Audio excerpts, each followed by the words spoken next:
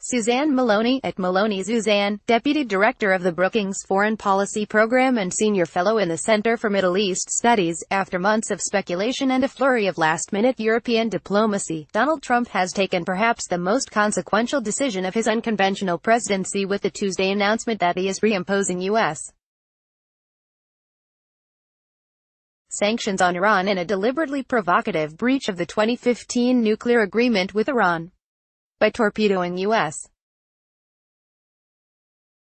adherence to the accord, Trump has all but guaranteed its collapse, a move that opens the door to the unfettered resumption of Iran's nuclear program and unleashes unpredictable escalatory pressures in an already volatile Middle East. The premeditated American dismantling of an agreement that was the product of more than a decade of intense diplomacy and economic pressure marks a staggeringly counterproductive step.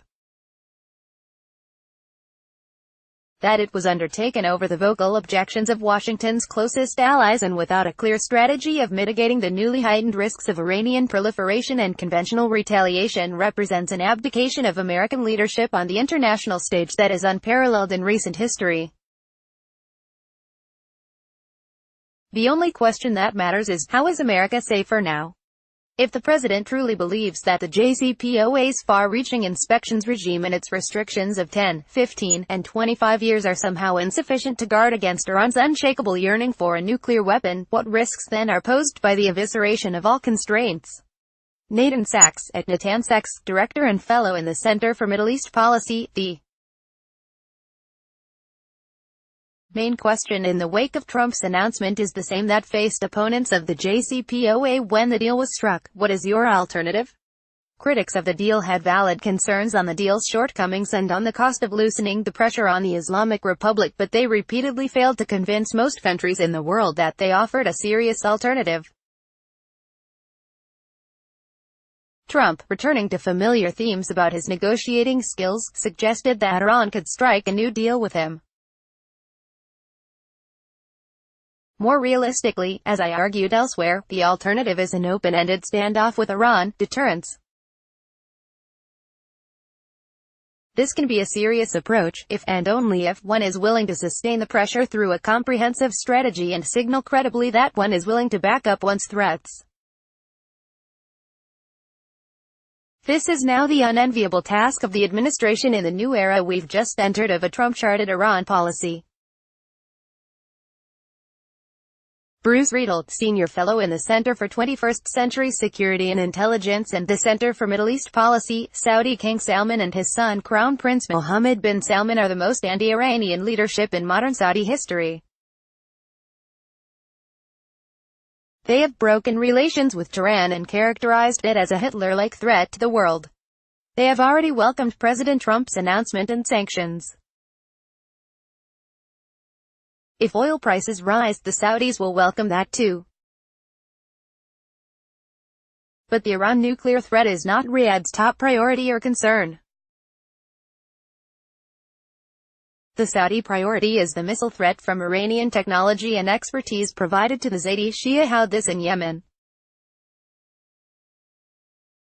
Over 125 missiles have been fired at Saudi cities since the war in Yemen began. Since last November, Riyadh has been a target. Saudi air defenses have shot down many of the missiles, but the pace of attacks is increasing along with the range of the missiles. The Iranians are posing a clear and immediate threat to the kingdom. Of course the Houthis are responding to the Saudi airstrikes on Yemen and their blockade of Yemen. This week, the Saudis bombed the president's palace in Sana'a. The Iranians are playing with fire by assisting the Houthis with missile technology. President Trump referred to the issue but offered no specific response. Efforts to stop Iran's technology transfers have proven ineffective so far. A move to reprimand Iran in the Security Council was blocked by Russia. The president did refer to Iran's sinister actions in Yemen and its meddling in the region. This is Saudi Arabia's second priority. Iran has outmaneuvered the Kingdom for influence in Iraq, Syria, and Lebanon in recent years, in addition to the role it plays in Yemen. Hezbollah and its allies just outpolled the Saudis' allies in Lebanon's elections, in another setback for the kingdom. The Saudis are now going to press the U.S. administration for a strategy to stop Iran's support for the Houthis and their missile capabilities. They will want a strategy to roll back Iranian influence in the region and undermine Hezbollah. The Trump decision to exit the JCPOA will actually make all that harder, because it splits the Americans from the other signatories to the deal and weakens their willingness to confront Iran for now. Suzanne Maloney, the only question that matters is, how is America safer now? Dan Byman, at DeBeeman, Senior Fellow in the Center for Middle East Policy, once again we see the triumph of symbolism and domestic politics over foreign policy substance. We have a decision without a plan. The president can announce to Americans that he acted tough, but the reality will be policy confusion, with allies looking elsewhere for leadership. Hadi Amar, at Hadi Amar, visiting fellow and project director, by ditching the Iran deal this week, and opening the U.S. Embassy in Jerusalem, Trump has demonstrated that he is willing to upend standing conventions, world opinion, and go back on America's word. In doing so, he has further alienated key European partners, France, Germany, and the United Kingdom, and Eurasian rivals China and Russia, in a manner that makes the Middle East a far more dangerous and conflict-prone region today than it has been in years. Trump has also likely created a pathway for Iran to build stronger relations with Europe, Russia, and China to maintain the deal. How will this impact the Israeli-Palestinian conflict and Israeli and Palestinian security writ large? Israel is already on alert for conflict with Iran. The announcement will also put the opening of the U.S. Embassy in Jerusalem on May 14 in a different, darker light. Recent polling suggests that by a ratio of 20-1, young Arabs see the Sunni-Shia divide, which the Iran deal exacerbates, as bad for the Middle East. Nearly 60% of young Arabs see the United States as an enemy, and by a ratio of 10-1 see the election of Trump as negative for the Arab world. This week, more than ever, the security of the people of the Middle East will depend on Iran's own discipline to stay on its course. Mara Karlan, non-resident senior fellow in the Center for 21st Century Security and Intelligence, if one wanted to alienate allies and partners, minimize international support for Iran's accountability, further destabilize the Middle East, suck the oxygen out of efforts to punish Iran for its bad behavior regionally, and demonstrate to North Korea that negotiating with the United States is worth little, then the president's decision today is a smart move. If, however, one recognizes that U.S. allies and partners are our comparative advantage, acknowledges that the international community's pressure has had a meaningful impact on Iran's nuclear program, remains concerned over Iran's support to terrorists and other nefarious regional actors, and appreciates that Washington would hold a parade if it could match the JCPOA's terms for North Korea, then the president's decision today is foolish and short-sighted at best. Samantha Gross, at Samand Energy, fellow in the Energy Security and Climate Initiative, President Trump's decision to reimpose sanctions on Iran is a sad move for diplomacy, but the repercussions on oil markets will likely be less severe. Oil markets had already priced in the likelihood of renewed sanctions before the president's announcement, with the Brent oil price exceeding $75 per barrel for the first time in nearly 4 years. Prices could rise further in response, but as I write late in the afternoon on the day of the announcement, that hasn't happened. The reimposition of sanctions is expected to remove about 0.5 million barrels per day (MBD) from the market over time.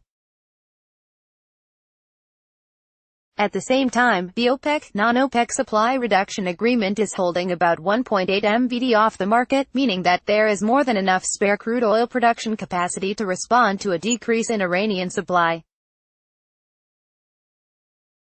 However, there is no guarantee that producers will want to dampen any price increase that might result from the sanctions. Russian and Saudi crudes would be a good match, but both of these countries would be happy to see higher crude oil prices, particularly the Saudis in advance of the potential Saudi Aramco IPO.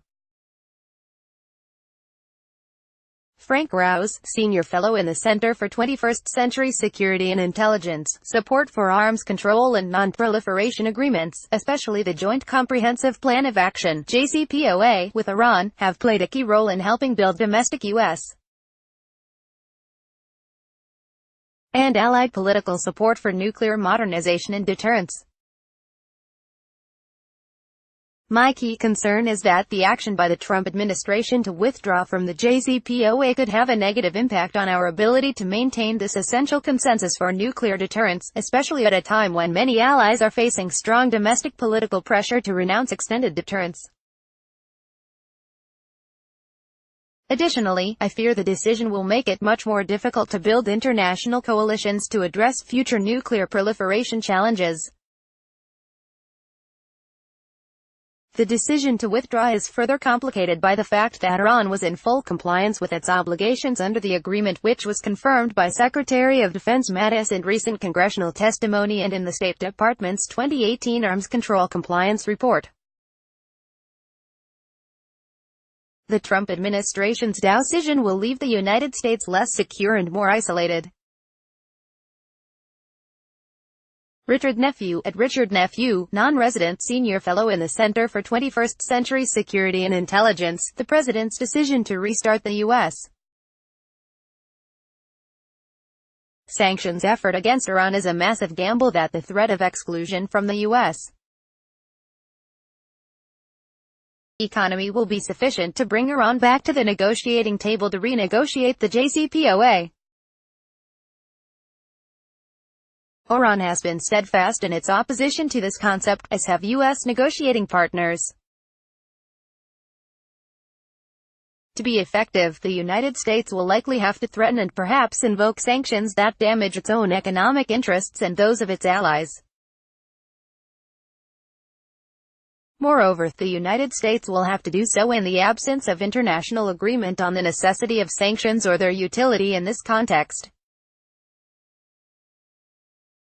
The Trump administration is likely to find that completely coerced cooperation is less effective than a multilateral approach accepted by the rest of the world, and, in the end, the United States unintentionally encourages its partners and its adversaries to band together in opposition to a presidential decision, damaging the use of sanctions as a tool in the future.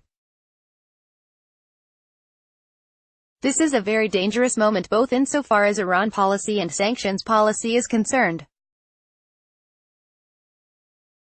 Stephen Pfeiffer, President Trump's decision will isolate the United States.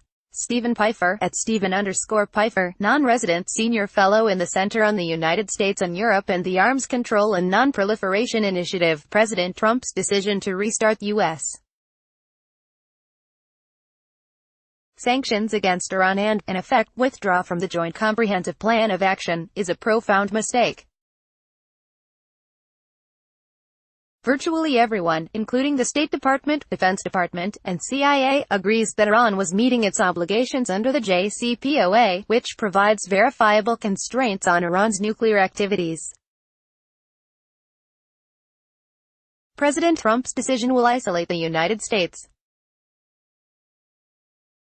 Indeed, our European partners in the agreement, Britain, France, Germany, and the European Union, have already made clear that they will continue to observe the JCPOA.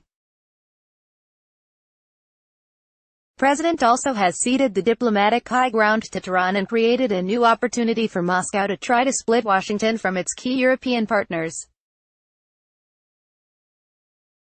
And it appears that he has no strategy to get a better nuclear deal. Celia Billen, at Celia Billen, visiting fellow in the Center on the United States and Europe. As President Macron pointed out at the end of his state visit in Washington, President Trump turns out to be very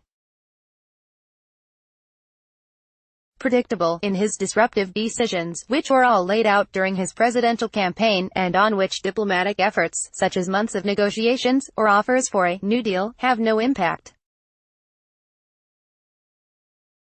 Europeans are slowly discovering Trump's hot potato doctrine, by which he opens new diplomatic battlefronts, often on previously stable or frozen situations, creating periods of uncertainty and volatility in the international system, and letting others, friends or foes, offer solutions or choose confrontation. What is unpredictable at this point is how the administration will solve the crisis that Trump himself created. Europeans have demonstrated that they stand united in their commitment to JCPOA. Even if U.S. secondary sanctions halt European business dealings with Iran, Europeans will not re-establish sanctions. They will relentlessly try and keep a dialogue open for negotiation with the Iranians, hopefully saving enough time to lure the United States back into the talks, or outlast this presidency. However, it is unclear whether the Trump administration truly seeks a better deal, or whether he and his administration are aiming for regime change. Dror Michman, visiting fellow in the Center for Middle East Policy, President Trump's decision to immediately reimpose strong sanctions on Iran doesn't leave a lot of space for the Europeans to maneuver. Trump's determination, as reflected at the press conference, if he follows through, will force the EU to follow the U.S. lead and comply with the sanctions, thereby demolishing any hope for a separate, supplemental deal without the United States.